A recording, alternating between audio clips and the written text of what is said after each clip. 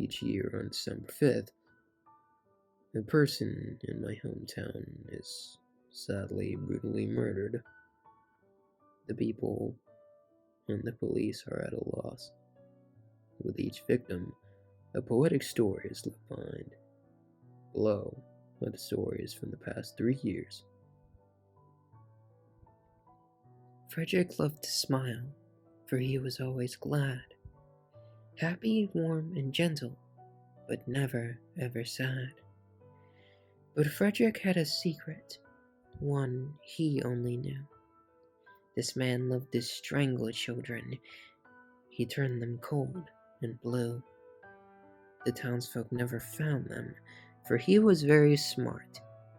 Frederick took their corpses and pulled them all apart. It couldn't be young Frederick, everyone would say. He is a man of God. We always see him pray. The cold night came, and Frederick rested his head. But soon he heard a scratching underneath his bed. Frederick trembled as he looked, oil lamp in hand. On his bedroom floor, the demon had a plan. Away with you, beast! The night is dark and long. You have no business here, for I have done no wrong. Krampus only laughed as he shook his rusty chain. He hung Frederick by the neck until he writhed in pain.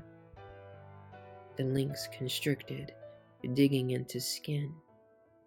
Frederick then cried out, paying for his sin.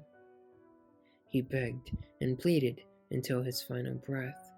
With a beautiful snap, Frederick bled to death. Krampus hung him out to dry, and all the townsfolk began to cry. But not the children, for now their souls were free, and under Frederick's body, the phantoms danced with glee. Greta loved herself more than she could bear.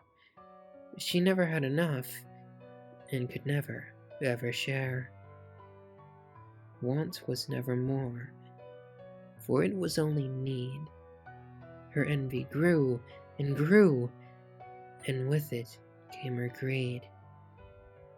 Greta needed more, but money wasn't flush, so she stole from her family. It gave her quite a rush. "It isn't enough," to herself she would say. "I must have it all. There is no other way."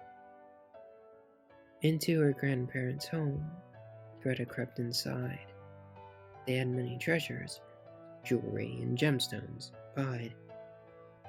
But when she looked about, wealth she did not find, only ancient Krampus with something on his mind. Greta shrieked and trembled, staring at his claws. She knew there would be no mercy from this very evil Santa Claus. "You shall have the riches," Krampus said with a grin. He gave them to her, after peeling off her skin. Herman was a doctor, for that he would say, and every single patient they would have to pay.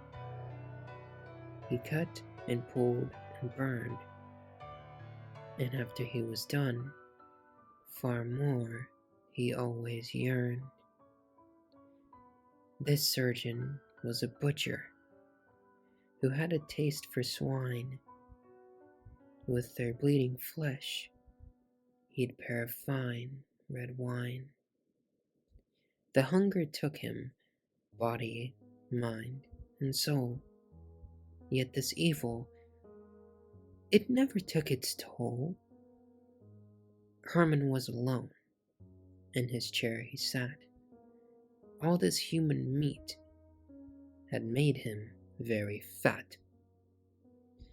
He drifted off to slumber, and soon began to snore, until an angry Krampus bursted through the door. Herman could not move, he wet himself in fright. Krampus licked his lips and let out a squeal of delight. First he gouged his eyes, and Herman could not see. Then Krampus filleted his tongue. It was tender as could be. Christmas is joyous, full of love and cheer. But you must remember the one that we all fear. So be kind to one another. Show love and heed this text. For Krampus shall find you, and you will certainly be next. Police are seeking any information that may help bring the killer to justice. As of this morning, 3 more bodies have been found in a neighboring village.